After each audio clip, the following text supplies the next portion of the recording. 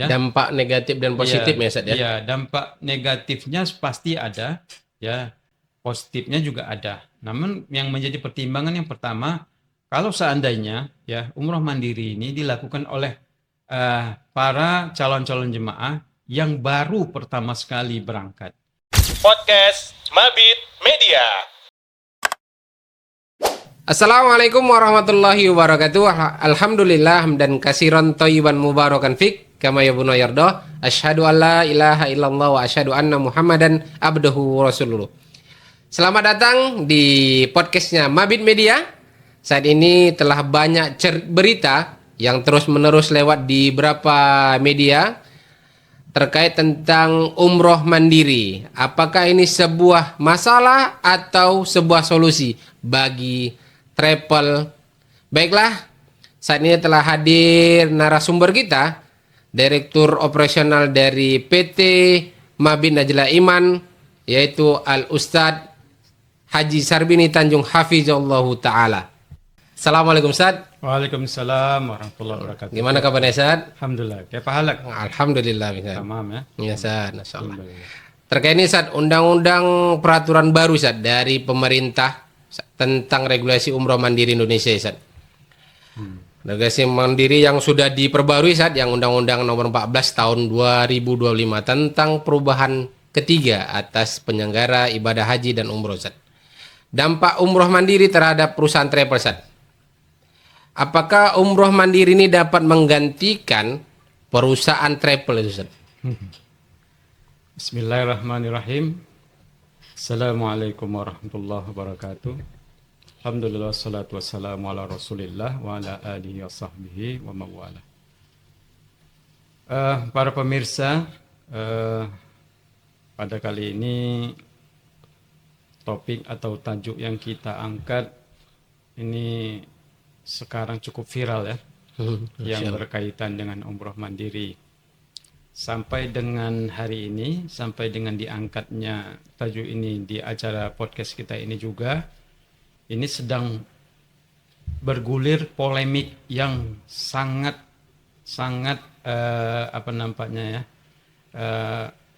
mengkerucut gitu, berkaitan dengan ya seperti yang tajuk kita angkat hari ini, yaitu umroh mandiri.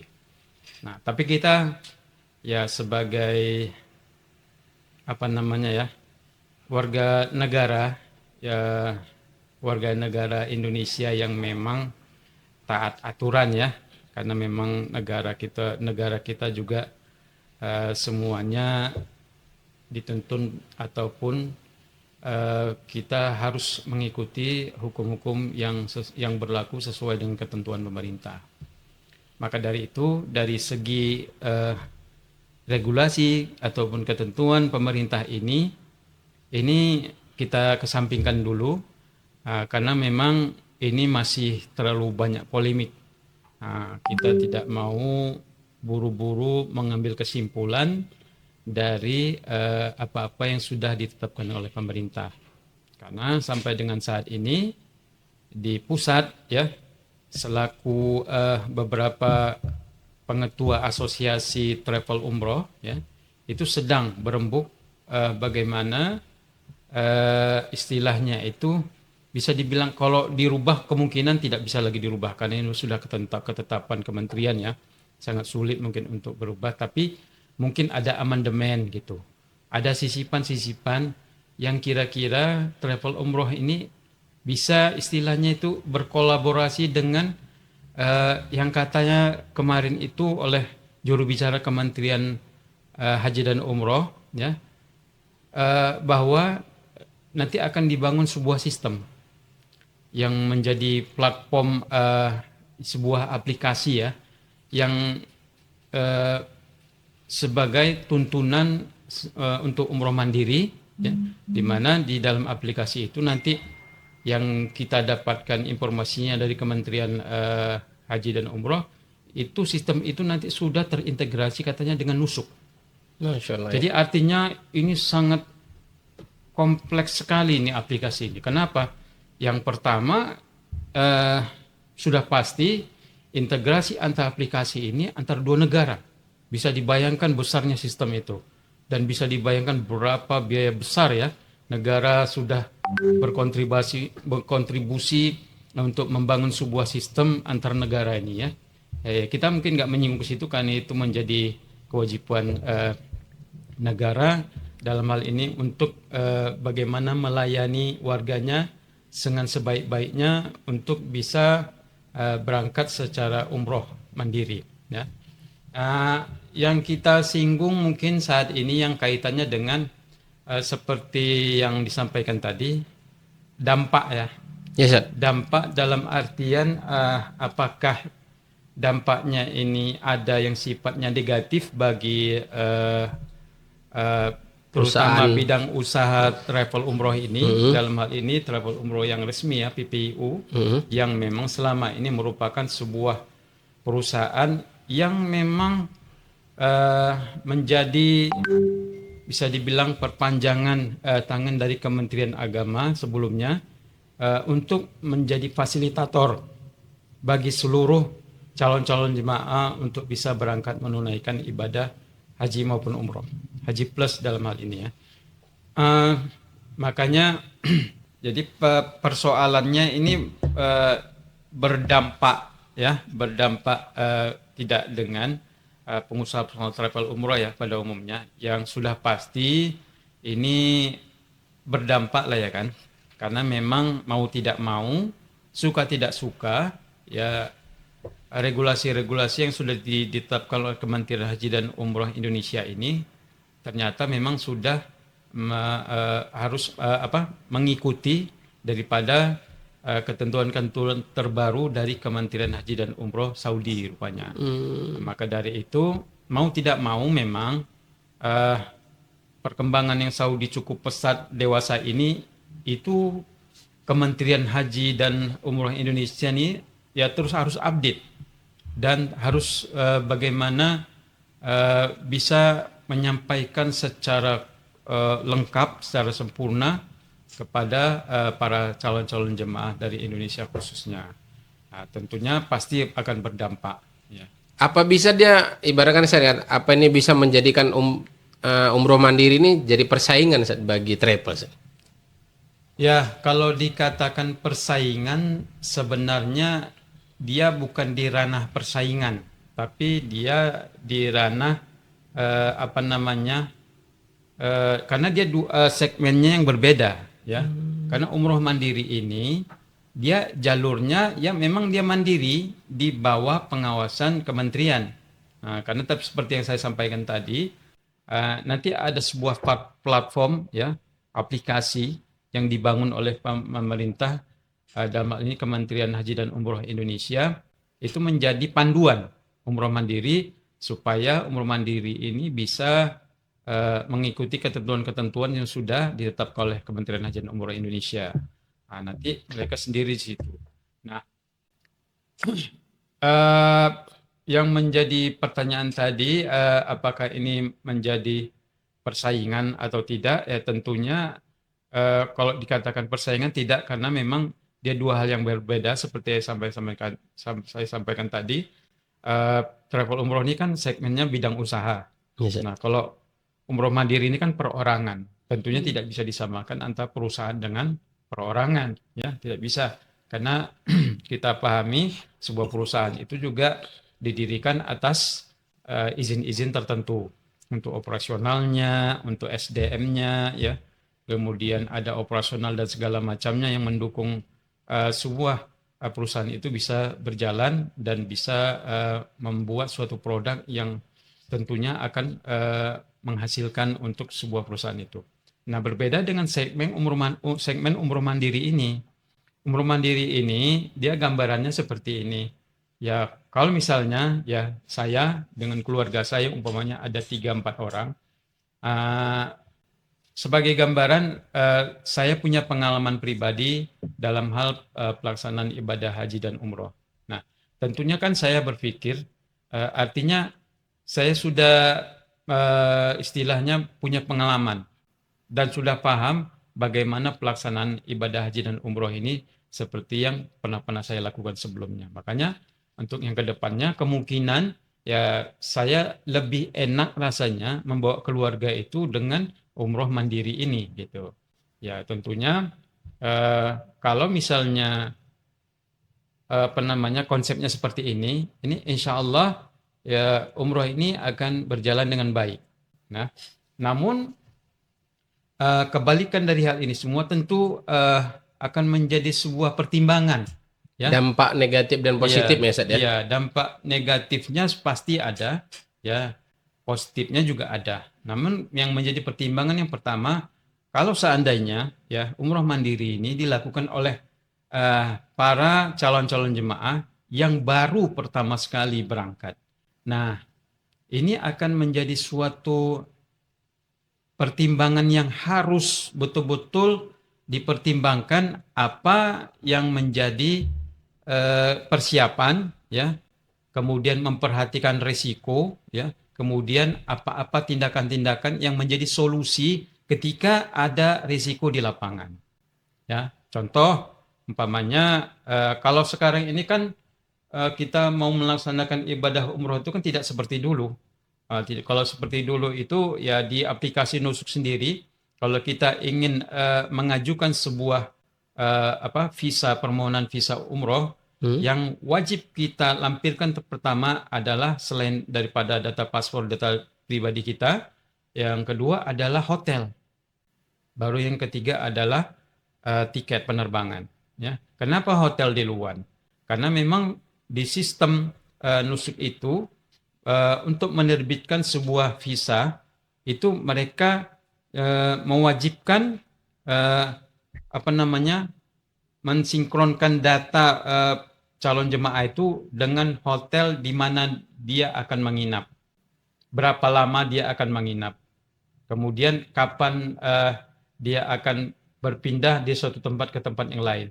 Nah, ini menjadi suatu ketetapan di Nusuk yang tidak bisa dirubah-ubah. Makanya ini harus diperhatikan. Nah, yang kedua tiket. Tiket penerbangan merupakan sebuah fasilitas yang sangat-sangat signifikan di dalam perjalanan ibadah umroh khususnya ya. Karena memang di dalam modal penerbangan ini, di penerbangan ibadah umroh ini ada dua model ya, dua model eh, sistem penerbangan. Yang pertama itu charter, yang merupakan penerbangan dari sebuah perusahaan maskapai penerbangan yang disewa dalam satu musim ya. Kemudian yang kedua penerbangan secara reguler. Nah, ini perlu diperhatikan ya. Kenapa perlu diperhatikan? Karena kalau seandainya ya si calon umroh mandiri ini, si calon pengguna umroh mandiri ini sudah terbiasa dengan penerbangan-penerbangan internasional dan sudah mengetahui risiko-risiko yang jika terjadi delay, jika terjadi ya bisa dikatakan ada kendala, ya, dia harus tahu solusinya apa. Nah, ini merupakan salah satu eh, risiko yang harus diperhatikan dan solusi apa yang harus dicarikan ya, solusi apa yang harus dia dapatkan supaya ini tidak menjadi sebuah kendala ketika dia dalam perjalanan ibadah umroh. Karena kalau seandainya ini terjadi ya, bisa jadi umpamanya ternyata pesawat ini cancel 2-3 hari ke depan mundur gitu kan. Nah, otomatis hotel akan hangus. Nah, ini hotel akan hangus. Nah, kalau umroh mandiri ini sudah otomatis menjadi sebuah kerugian yang sangat besar. Ya, kenapa? Yang pertama dia sudah membayar duluan dengan bookingan hotel yang dia masukkan tadi. Kemudian karena ini ada perubahan jadwal, itu hotel tidak bisa berubah. Nah, jadi ketika tiket sudah keluar, umpamanya tiket ini ternyata reschedule ataupun mengalami kemunduran keberangkatan, makanya hotel pun sudah hangus. Nah, kalau kalau dia di konsep travel yang PPU, hal ini memang sudah menjadi antisipasi.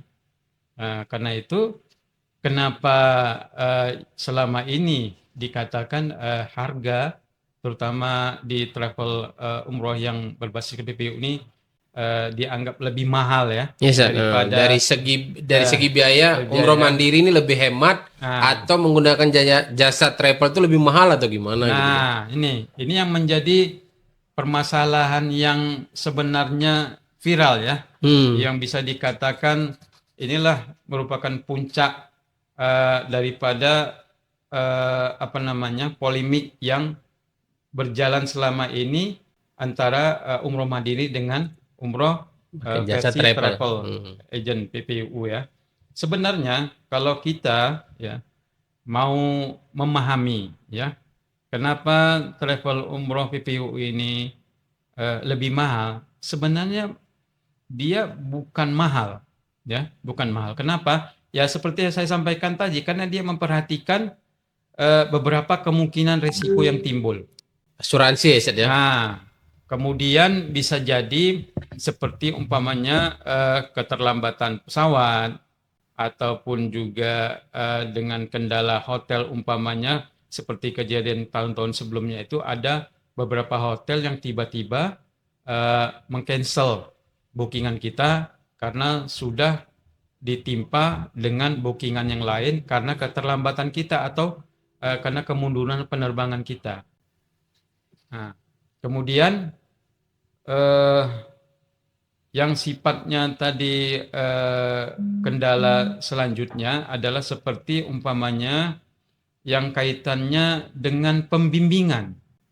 Nah, kenapa di travel umroh PPU ini lebih mahal? Karena memang sudah dikonsep dalam sebuah program perjalanan ibadah. Ini kan perjalanan ibadah. Antara nyaman atau nyaman aman gitu, Ustaz ya. Ya, aman, nyaman dan terbimbingkan. Masya Allah ya. Nah, jadi kalau misalnya konsep umroh mandiri ini kan menjadi pertanyaan, apakah dia memahami secara syariatnya dalam hal perjalanan ibadah ini. Dalam hal pembimbingan di travel umroh PPU, ya ini memang udah menjadi sebuah unsur di dalam sebuah program, di dalam sebuah paket, ya tidak bisa tidak. Makanya dalam sebuah grup perjalanan ibadah umroh di sebuah travel PPU itu wajib mendampingi seorang pembimbing. Nah, pembimbing ini kan sudah tentu ditanggung biayanya oleh Jasa travel itu, Ustaz ya. jasa travel tadi yang diambil dari kos yang dibayarkan jemaah. Makanya dia bisa dikatakan terbebanilah jemaah ini dengan kos memberangkatkan seorang pembimbing. Ini baru seorang pembimbing. Nah, kemudian juga nanti ada yang sifatnya itu perlindungan dan pengawasan. Nah, kalau perlindungan di dalam konsep umroh mandiri ini kita menjadi masih samar-samar tanda tanya. Kalaulah seandainya terjadi ya, nauzubillah umpamanya jemaah umroh mandiri ini salah satunya meninggal. Kemudian atau ya nauzubillah qadarullah terjadi eksiden di perjalanan. Ya, kan kadang-kadang ada tuh kejadian. Ya kayak tahun-tahun sebelumnya tabrakan, bus yang terbakar segala macam. Nah, kalau di dalam konsep travel umroh PPU, ini semua sudah ada solusinya. Nah, sudah ada solusinya dan memang setiap travel umroh yang berizin PPU itu sudah memang dia kebanyakan mereka bekerja sama dengan sebuah muasasah di Saudi yang menjadi solusi ketika suatu ketika di sana ada permasalahan atau kendala di dalam perjalanan sebuah travel umroh. Nah, ini kan menjadi pertanyaan ketika di konsep umroh mandiri ini sedang dilakukan, ya.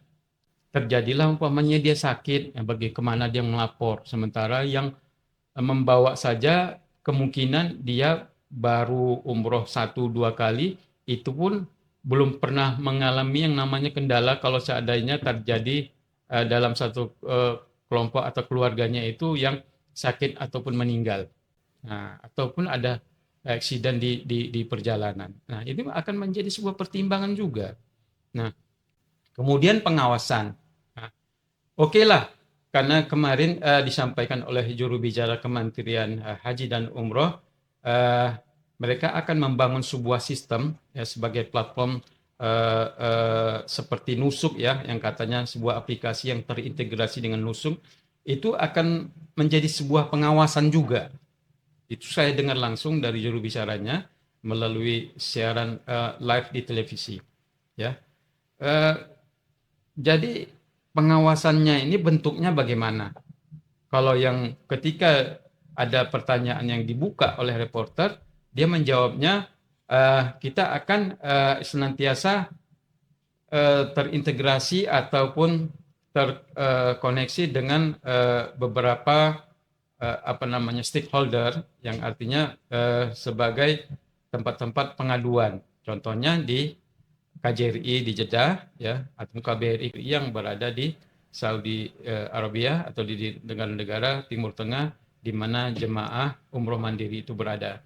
Nah, ini kan bagaimana proses pelaksanaannya, mekanismenya di lapangan bagaimana, ini kan belum tahu.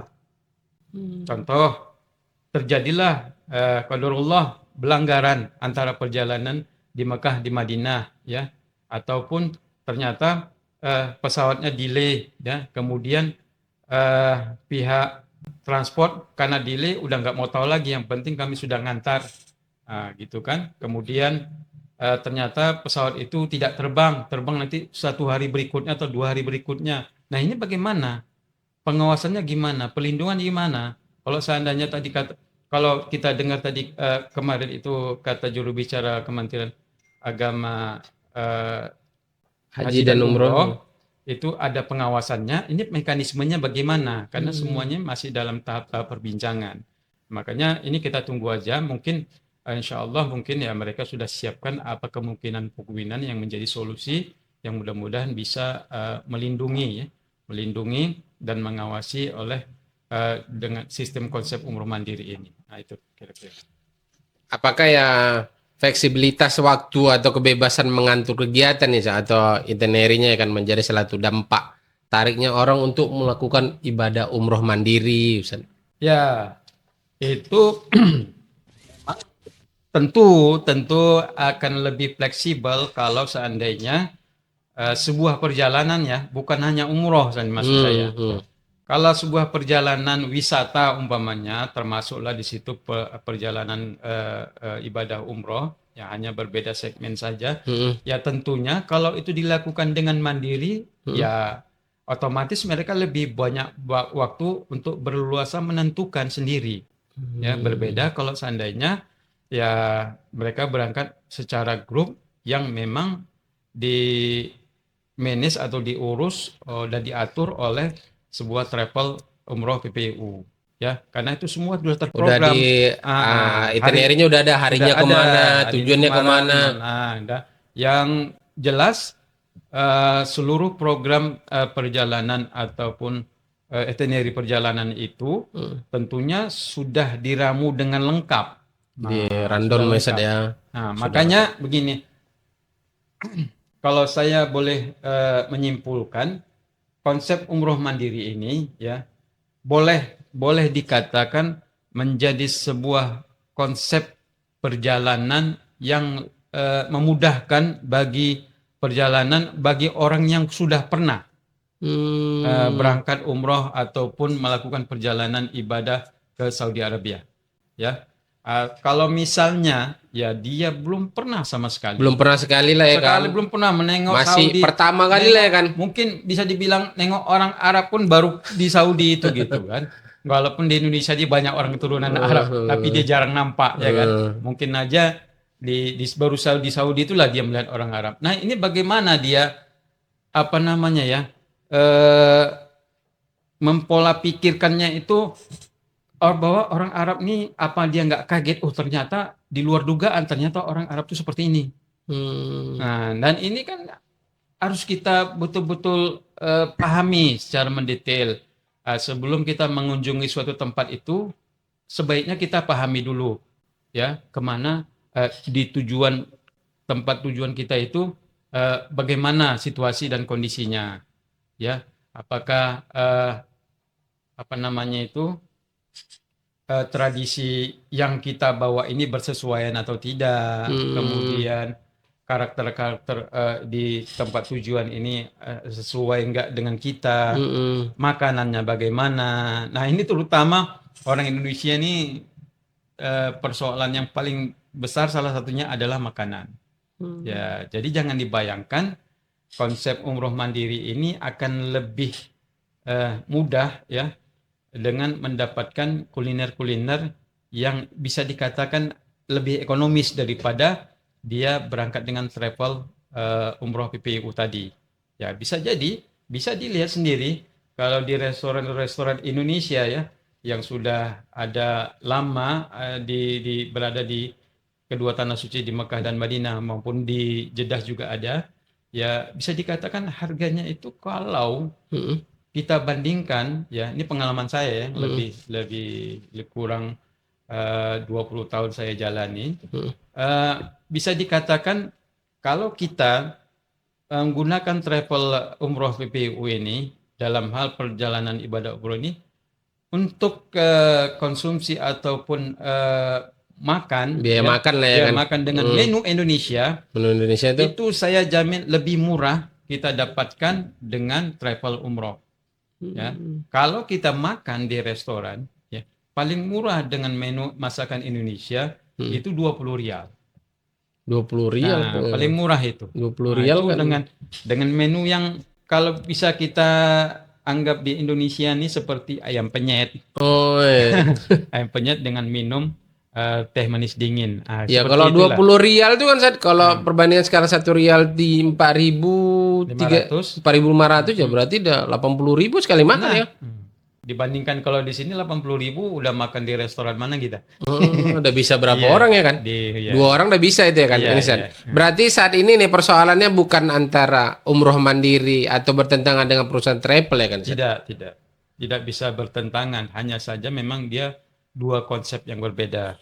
Hanya saja terutama ini akan menjadi sebuah apa dibilangnya kalau bisa dikatakan ini sebuah pancingan bagi travel umroh ya. Sebagai pasar baru aja atau pas mengibaratkannya Bukan pasar baru, Jadi- apa namanya travel umroh ini supaya lebih berbenah diri maksudnya.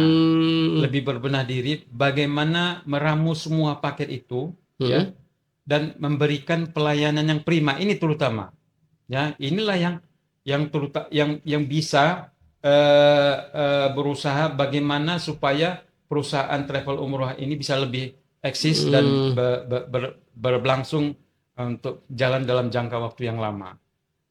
Di pelayanan terutama. Bagaimana di pelayanan ini jemaah itu setiap perjalanan itu kita yakin pasti ada masalah, pasti ada kendala. Yang namanya juga kita di sana juga di negara orang, ya, tentunya ada beberapa hal yang memang ada ketidaksesuaian itu sudah pasti. Tapi tentu ini tergantung di sebuah travel umroh bagaimana ini diramu dalam sebuah pelayanan yang cukup prima, yang mudah-mudahan tidak menjadi kendala bagi calon jemaah ini. Itu menjadikan perbedaan itu kan, perbedaan utama adalah kemampuan gimana travel itu bisa menjadikan layanannya aman ya kan, Seth? Iya. Transparan dan profesional ya kan. Jadi tergantung kepada siapa mereka memilih antara umroh mandiri atau bersama dengan jasa dari travel ya kan, Seth? Iya.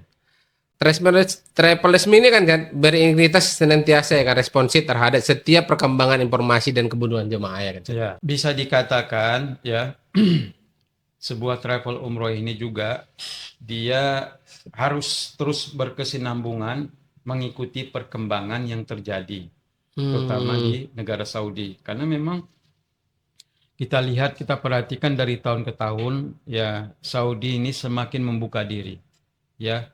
Dan memang semua sistem yang mereka gunakan saat ini adalah semua sistematis digitalis. Ya, tidak ada lagi yang sifatnya manual, nggak ada lagi. Seperti kalau pengalaman kami dahulu tahun-tahun 90-an sampai 2000-an ya. Itu semuanya kita masih dengan manual, dengan kertas, dengan mengisi formulir. Sekarang tidak ada lagi, semua digital. Hanya menggunakan platform aplikasi ya, kita isi semua data, ya, kemudian kita selesaikan pembayaran, itu semua udah selesai. Ya, data kita sudah ada di sistem mereka dan kita sudah bisa melakukan perjalanan ibadah itu kalau memang sudah ada konfirmasi dari legalitas yang bisa kita pegang ketika kita memasuki negara Saudi itu. Masya Allah. Jadi intinya bahwasannya umroh mandiri ini tergantung gimana dia maunya, antara mau nyamannya mandiri atau bersama travel ya kan Sad. Ya, karena seperti saya sampaikan tadi, ini konsep yang berbeda.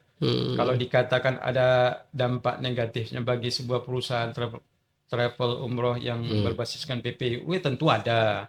Ya tentu ada, karena memang yang kita ketahui ya sampai sekarang ini pasaran produk sebuah perjalanan ibadah umroh ini kan sifatnya ya itu saja ya, pakai jasa marketing, kemudian jasa para ustadz, kemudian jasa para tour leader gitu ya. Jadi bisa jadi ke depannya mereka ini apa namanya bermanuver itu ya, improvisasi, ya itu kan.